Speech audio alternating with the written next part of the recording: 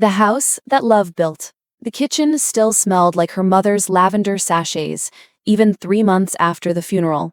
Judith stood at the counter, her hands wrapped around a mug of tea that had gone cold, staring at the garden where Mom had planted roses every spring for 32 years. The white ones near the fence needed pruning. She'd have to do it this weekend. Her phone buzzed. Emma's name lit up the screen. "Can we talk?" "Important." Judith's chest tightened. Every conversation with her younger sister lately felt like stepping onto ice, never quite sure which word would send everything cracking beneath her feet. "Sure." "When?" "Now. I'm outside." Of course she was.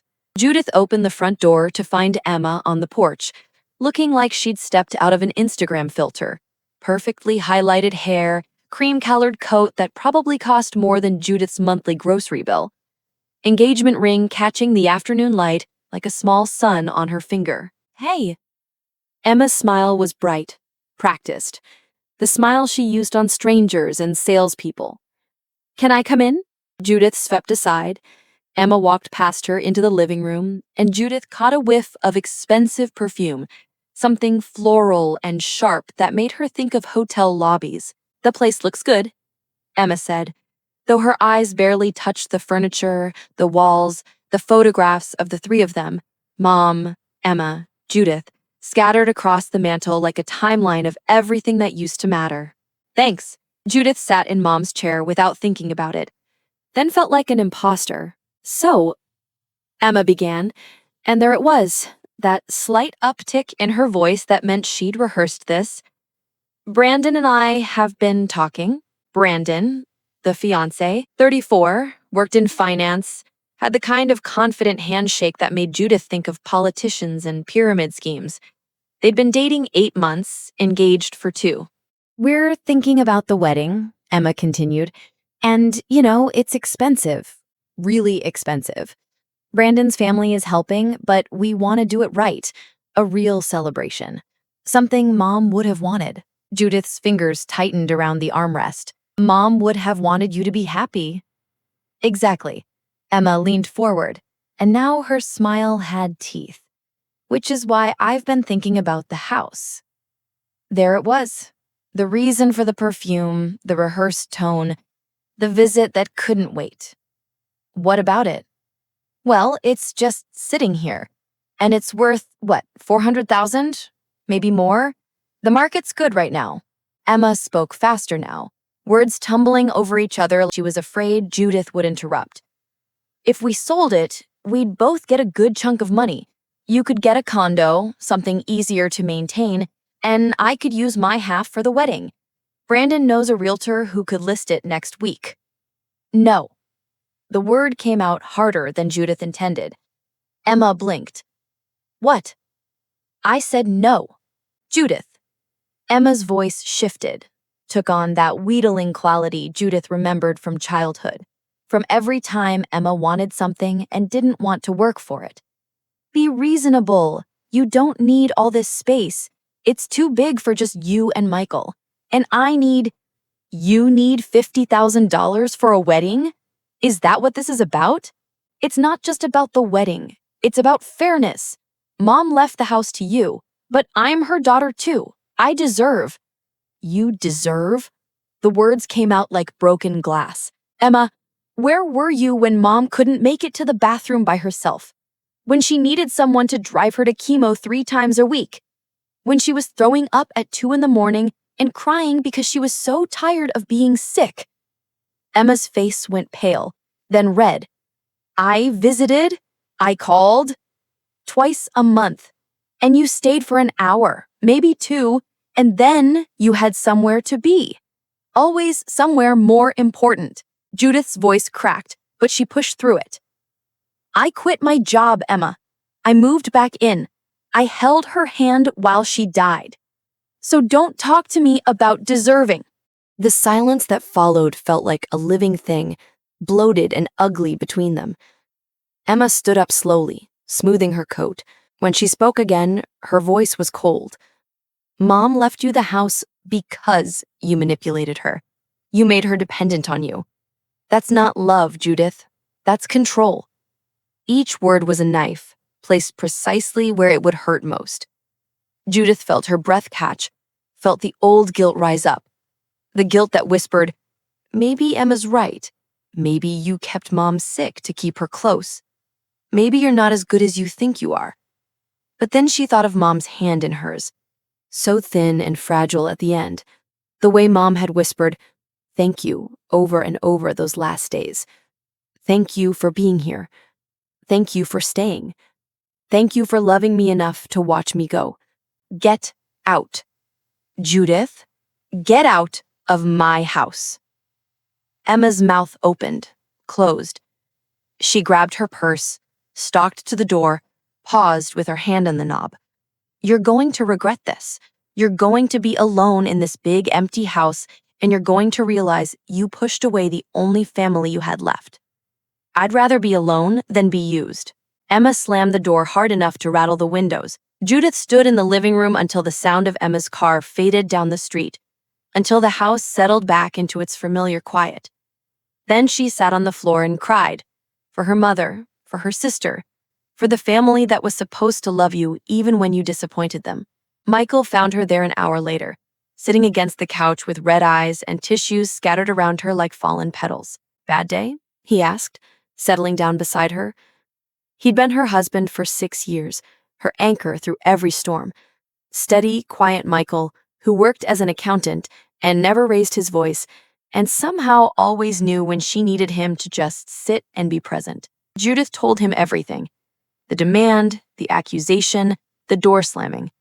When she finished, Michael was quiet for a long time. What do you want to do? He finally asked. I don't know. Judith leaned into him, felt his arm come around her shoulders.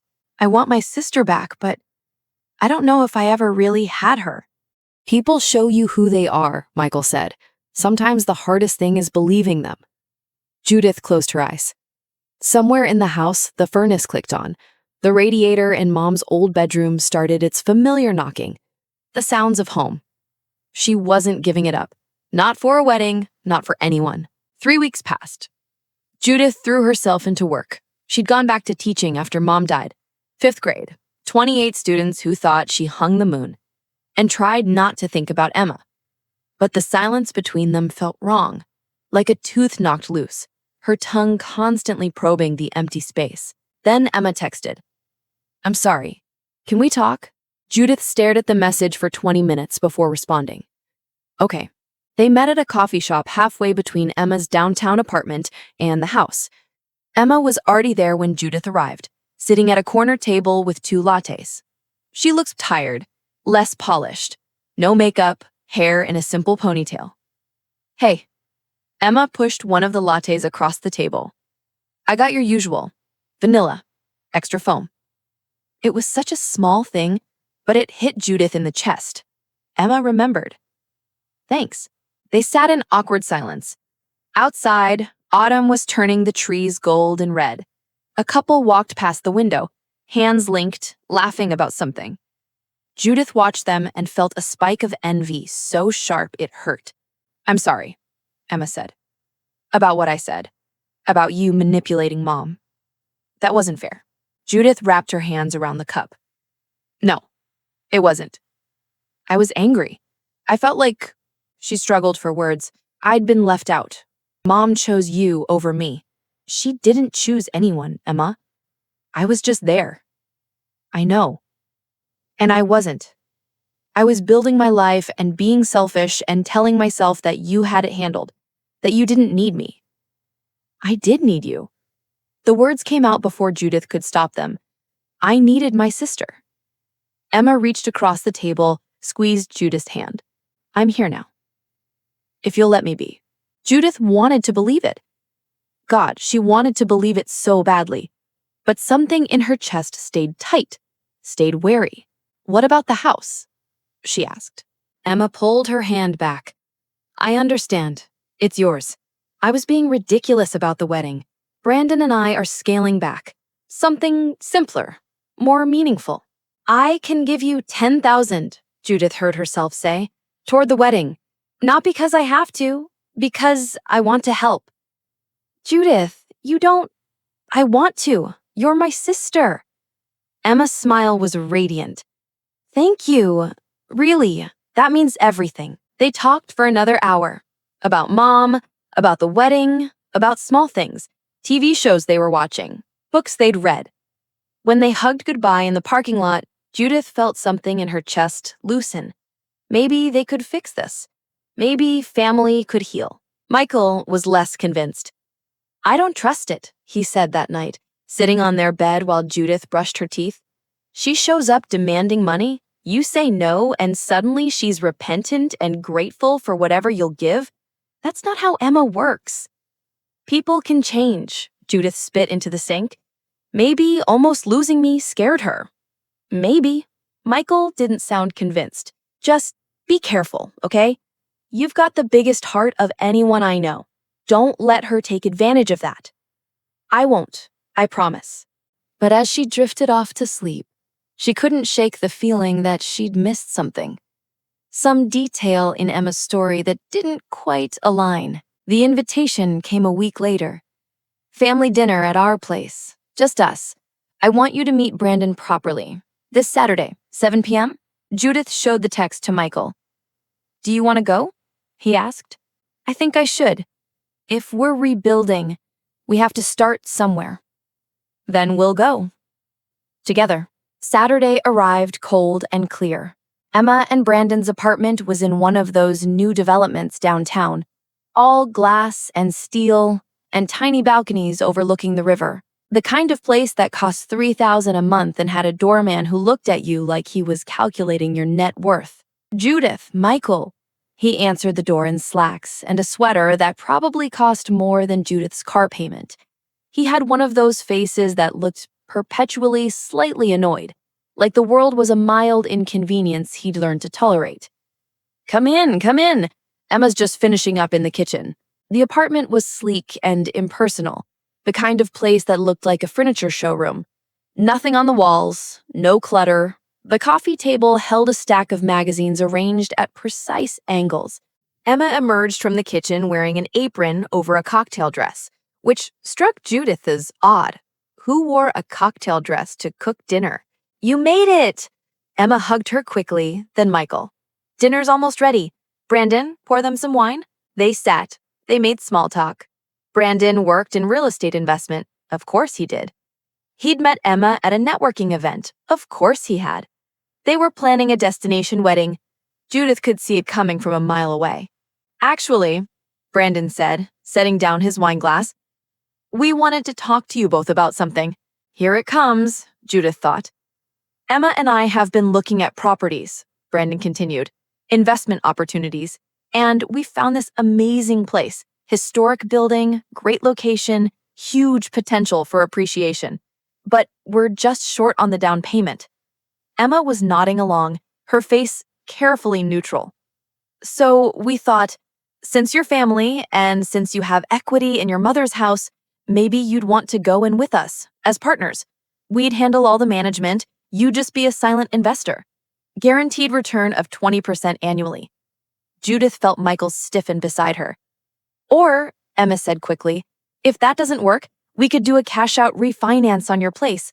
Brandon knows a great broker." "How much?" Michael asked, his voice flat. 200,000, give or take.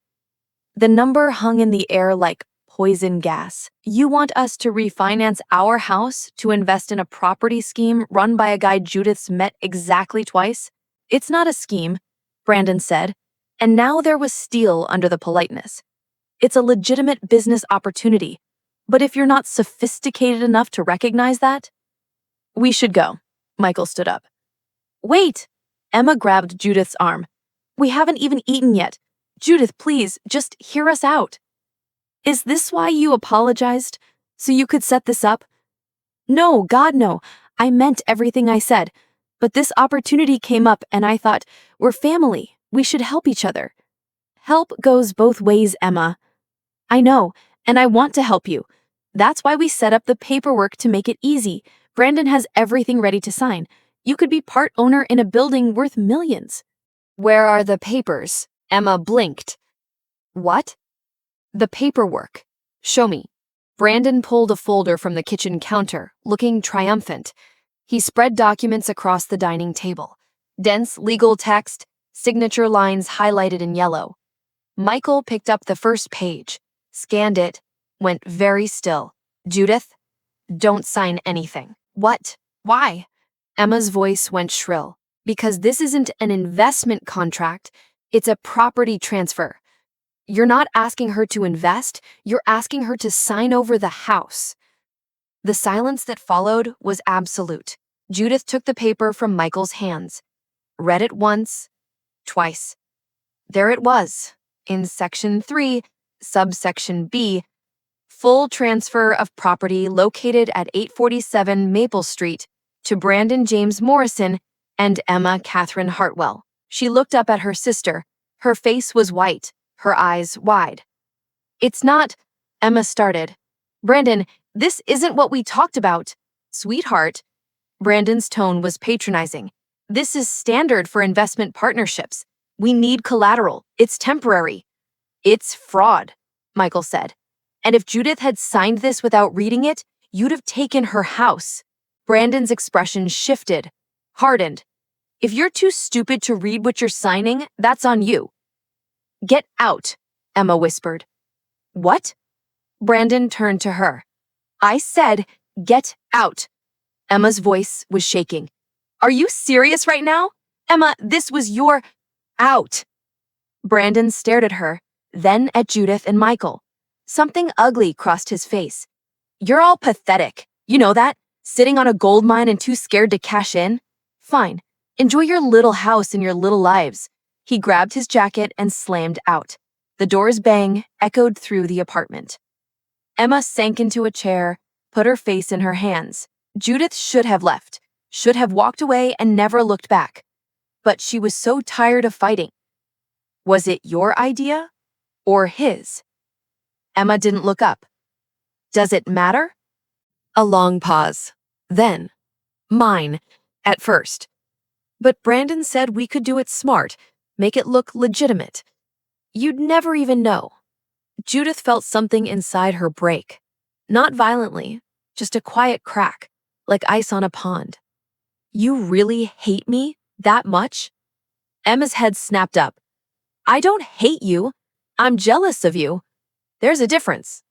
Jealous of what? I gave up everything to take care of Mom.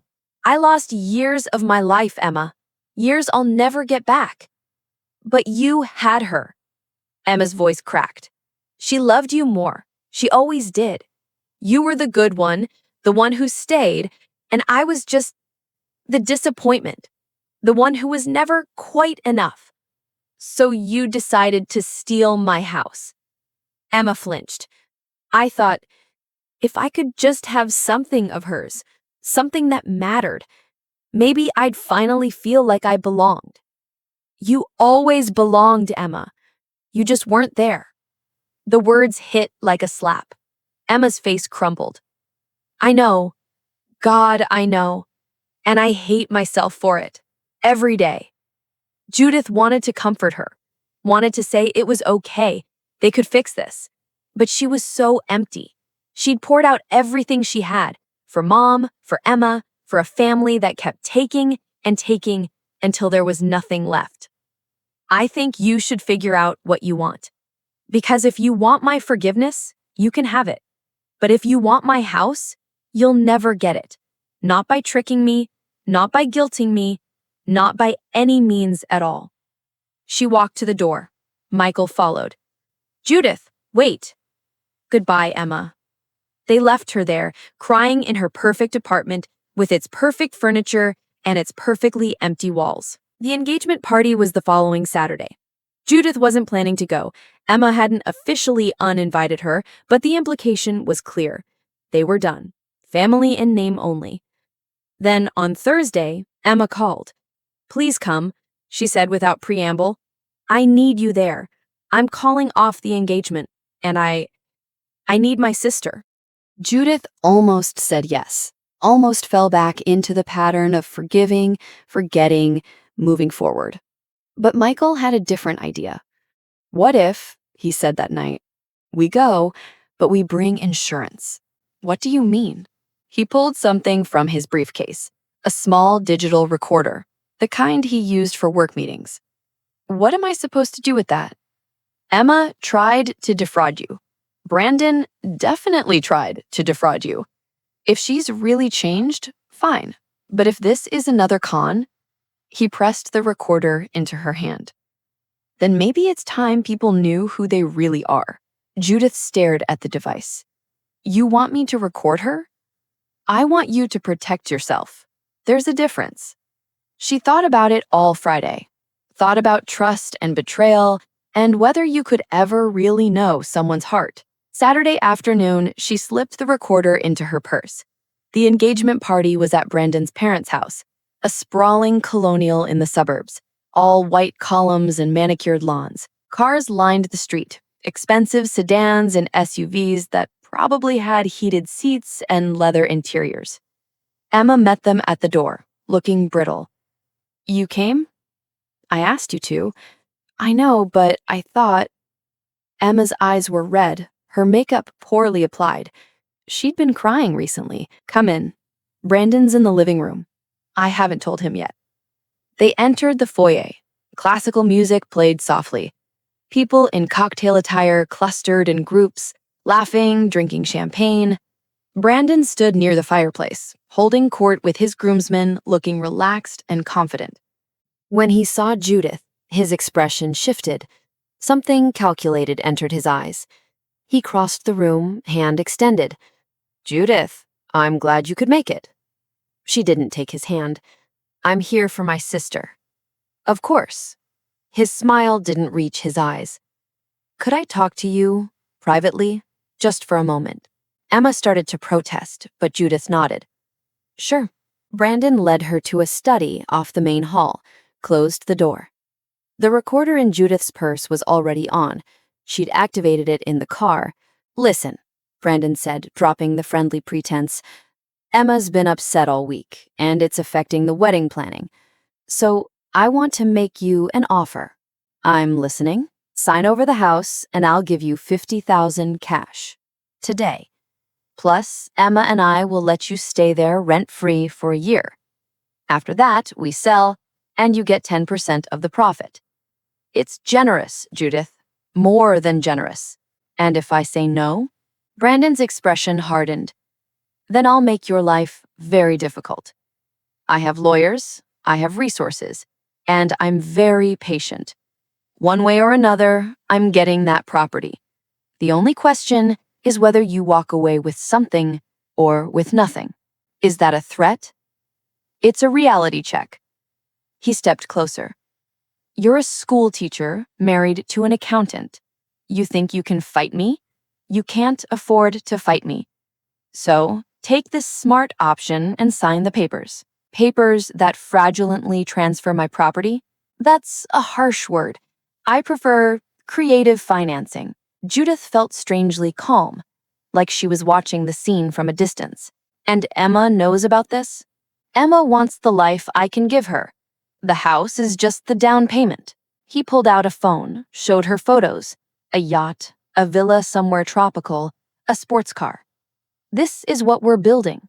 Don't stand in the way. I need to think about it. Brandon's smile returned. You've got until midnight. After that, the offer expires, and we do this the hard way. He opened the door, gestured her out. They returned to the party. Emma found Judith immediately. What did he say? Tell me the truth. Do you want to marry him? Emma's face did something complicated. I don't know anymore. This week, seeing how he talked to you, I don't think I know him at all. Then why haven't you called it off? Because I'm scared. Emma's voice dropped to a whisper. I'm 32 years old and I've never been good at anything. I'm not smart like you. I'm not patient or kind or selfless. Brandon was supposed to be my chance at something better. And if I lose him, what do I have? Yourself, Judith said. That's more than enough. Emma's eyes filled with tears. Is it?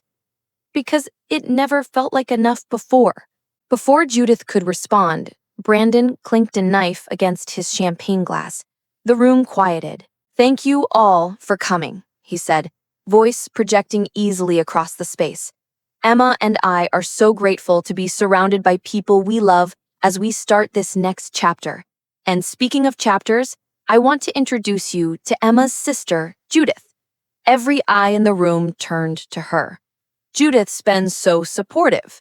In fact, she's even agreed to help us with our first investment property. Tell them, Judith. Tell them how excited you are to be part of our family's success. He was boxing her in, making it public so she couldn't back out without embarrassing Emma. Judith felt Michael tense beside her, felt the weight of 50 gazes. She pulled the recorder from her purse. "Actually," she said, holding it up, "I think everyone should hear this first." She pressed play. Brandon's voice filled the room, tinny but clear. "Sign over the house, and I'll give you 50,000 cash, today." The room was absolutely silent. When it finished, Judith looked at Brandon. His face had gone from tan to gray. "That was from 15 minutes ago," Judith said, in the study. "And before anyone asks, yes, it's legal. This is a one-party consent state. I'm allowed to record conversations I'm part of." Brandon found his voice. You're taking it out of context." "Am I?" Judith turned to the crowd. "He wanted me to sign over my mother's house using fraudulent documents. When I refused, he threatened to sue me until I had nothing left. And he did it at his engagement party, surrounded by family and friends, because he thought the social pressure would force me to comply." Emma was staring at Brandon like she'd never seen him before. "Emma," Brandon said, reaching for her. "Sweetheart, this isn't what it sounds like." "Don't." Emma stepped back. "Don't touch me. I was protecting us, protecting our future. By threatening my sister, by trying to steal her house." Emma's voice broke. "Who are you?" "I'm the man who was going to give you everything." "I don't want everything." Emma pulled off her engagement ring, held it out. "I just wanted someone who loved me more than he loved money." She dropped the ring on the floor. It bounced once, twice, rolled under the couch. Brandon stared at it, then at Emma, then at the room full of guests who were whispering, phones out, already texting and posting, his carefully constructed image crumbling in real time. "You're all going to regret this," he said. Then he grabbed his coat and left. The door slammed. The party erupted in overlapping conversations, people clustering around Emma, around Judith, asking questions, offering support, hungry for details. Judith found Emma in the kitchen 20 minutes later, sitting on the floor with her back against the cabinets. She sat down beside her. They didn't speak for a long time. Finally, Emma said, "I'm sorry for all of it. I know. I don't deserve your forgiveness. Probably not. But you're my sister, so you get it anyway." Emma started crying, real crying, ugly and honest. Judith put her arm around her and let her sob. "What am I going to do?" Emma gasped out between tears. "I called off my engagement. Half the guests left. Everyone knows what happened. My life is over." "No," Judith said. "Your old life is over. That's different. What do I do now?" "You figure out who you want to be, and you start building toward that." Emma wiped her eyes with her sleeve, leaving mascara streaks. "Will you help me?" "Only if you promise to actually show up, to do the work, to stop looking for shortcuts." "I promise." Emma's voice was small but steady. "I really promise." They sat there until the last guest left, until Emma's future in-laws, looking mortified and apologetic, said their goodbyes and left them alone in the big empty house. Michael drove them home. The three of them barely spoke during the drive, processing everything that had happened. When they got back to the house on Maple Street, Judith's house, her mother's house, the house that love built, Emma followed them inside. "Can I stay here tonight? I don't want to go back to that apartment. Not yet." "Of course," Judith said. "Your old room is still made up." Emma went upstairs. Judith heard her moving around, heard the creak of the bed as she lay down. Michael pulled Judith close. You? I think so. You? I'm proud of you. You could have just walked away. Let her make her mistakes. She's my sister. I can't walk away. Even after everything, Judith thought about it. About Mom in the bed upstairs, fading slowly, holding her hand. About Emma at 12, climbing into Judith's bed during thunderstorms. About family, the one you're born into and the one you choose to keep, even when it's hard. Especially after everything, she said. 3 months later, Emma moved into a modest studio apartment across town. She'd gotten a job at a nonprofit, doing administrative work for half what Brandon would have paid her in their investment business. She'd sold most of her designer clothes, canceled the expensive gym membership, started learning to cook instead of eating out every night. She came to Sunday dinners at Judith's house. The first few were awkward, full of careful conversations and silences that stretched too long. But slowly, they found their rhythm. One Sunday, Emma brought flowers. Cheap grocery store daisies, the kind Mom used to love. For the kitchen table, she said, like Mom always did. Judith put them in water, set them in the center of the table. Sunlight streamed through the windows, catching the petals, making them glow. They ate chicken and roasted vegetables. They talked about Emma's job, about Judith's students, about small things that didn't matter. And somehow mattered more than anything. After dinner, Emma helped with the dishes. Their hands moved in the soapy water, passing plates, rinsing, drying. I heard Brandon moved to Denver, Emma said casually. Good riddance. His parents called me, wanted to apologize again. I told them it wasn't their fault. They seemed nice, actually, under different circumstances, maybe. She trailed off. Anyway, I'm glad it ended. Are you? Judith studied her sister's profile. Really? Emma thought about it. Yeah, I am.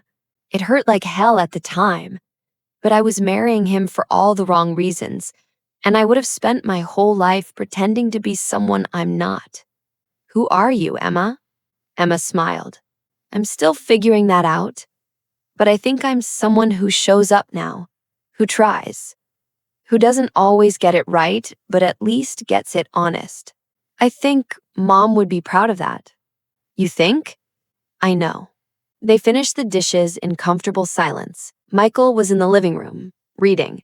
The house was warm, filled with the sounds of family, real family, the kind you built through showing up and trying and failing and trying again. Later that night, after Emma had driven home and Michael had gone to bed, Judith stood in her mother's room.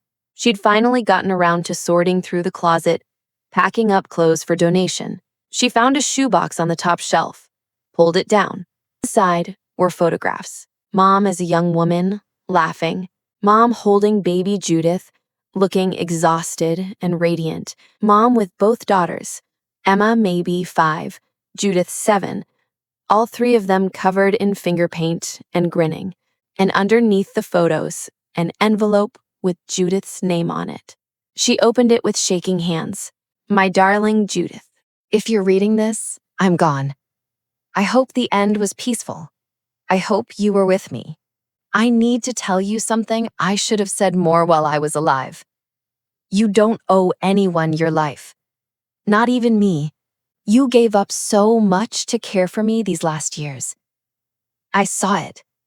The jobs you didn't take, the trips you didn't go on, the life you put on hold. And I'm grateful, more grateful than I can say. But I also want you to know that I would have understood if you'd chosen differently. Love isn't martyrdom. It's not about sacrificing yourself until there's nothing left. Real love is about choosing to show up over and over because you want to. Because the person matters more than the cost. You showed up for me, and I will love you forever for that. But now, I want you to show up for yourself. Live, Judith. Really live. Don't let guilt or obligation or other people's expectations trap you in a small, safe life. The house is yours. Not because you earned it through caregiving, but because I want you to have a home. A place to build your life, a place to be happy. Take care of your sister if you can. She's lost, and she doesn't know how to ask for help. But don't let her drown you. You can throw her a rope, but she has to learn to swim. I love you. I love you. I love you. Mom. Judith read it 3 times. Then she folded it carefully, put it back in the envelope, and carried it to her bedroom. Michael was asleep, one arm flung over her pillow. She climbed in beside him, and he automatically shifted, made space, pulled her close. Outside, the wind moved through the trees. The house settled into its nighttime sounds. Creaks and sighs, the furnace clicking on, the refrigerator humming in the kitchen. Judith closed her eyes and felt something she hadn't felt in years. Peace. Not the absence of struggle, not the end of difficulty, just the quiet certainty that she was exactly where she was supposed to be, with people who loved her, in a home that had room enough for forgiveness and boundaries, and messy, complicated family. The house was hers, and she was finally, fully, home. 6 months later, Emma texted at 7 a.m. on a Tuesday. Can you meet for coffee before work? They met at the same place they'd met that first time after their fight, the coffee shop halfway between Emma's apartment and the house. Emma was already there, 2 lattes on the table. So, Emma said when Judith sat down, I have news. Good news or bad news? Good, I think. Emma looked nervous. I got accepted to a program, social work. Evening classes so I can keep my job. It'll take 3 years, but at the end, I'll have a degree. Judith felt a surge of pride so strong it made her eyes sting. Emma, that's amazing. I figured if I'm going to spend my life helping people, I should actually learn how to do it right. Emma fidgeted with her cup. And I wanted to tell you first, because you're the one who taught me what showing up looks like. I didn't teach you anything. You learned it yourself. Maybe, but I had a good example. They drank their coffee, talked about Emma's classes, about Judith's students, about Michael's promotion at work. Normal things. Sister things. As they were leaving, Emma hugged Judith tight. Thank you, she whispered, for not giving up on me. You're my sister.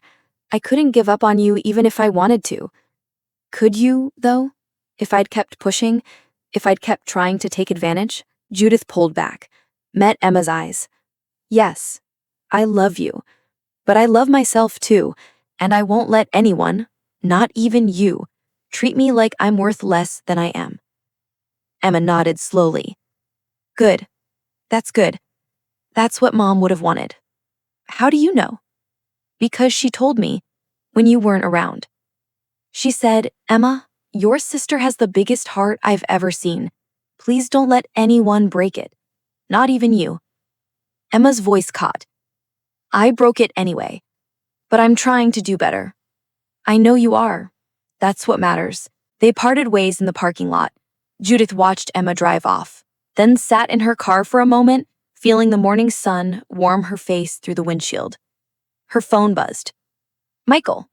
Don't forget dinner with the Johnsons tonight, 7 p.m. I'll bring wine. She texted back a heart emoji, then started the car. The drive to school took 20 minutes. She spent them thinking about her students, about the lesson plan for the day, about the parent-teacher conferences scheduled for next week. Not about Emma, not about Brandon, not about the months of stress and betrayal and fighting. She'd told the story to herself so many times that it had become just that, a story, something that happened, that shaped her, but didn't define her. She was more than her sister's betrayal, more than her mother's illness, more than the house on Maple Street. She was Judith, teacher, wife, sister, woman who'd learned to set boundaries without building walls, who'd learned that forgiveness didn't mean forgetting, and love didn't mean martyrdom. She parked in the school lot, grabbed her bag, walked inside to the smell of floor wax and construction paper, and the particular chaos of 28 10-year-olds who thought 8 a.m. was an appropriate time to have energy. Miss Judith! They swarmed her like puppies. Miss Judith, I finished the book. Miss Judith, can we do art today? Miss Judith, Bobby said I couldn't join his group, but you said we have to be inclusive. She waded through them, laughing, settling disputes, admiring completed homework, preparing for the day ahead. This was her life. Not the drama, not the conflict, just this. Showing up, doing the work, loving the people who deserved it, and protecting herself from the ones who didn't. The house would be there when she got home. Michael would be there. Maybe Emma would stop by for dinner, or maybe she'd be busy with classes. Either way, Judith would be fine. More than fine. She'd be exactly who she was always meant to be. Someone who knew her worth, held her boundaries, and loved deeply without losing herself. That was the real victory. Not the recording, not the revelation at the party, not even keeping the house. The victory was learning that she mattered just as much as everyone she'd spent her life taking care of. And that truth, simple, hard-won, hers, was worth more than any house could ever be.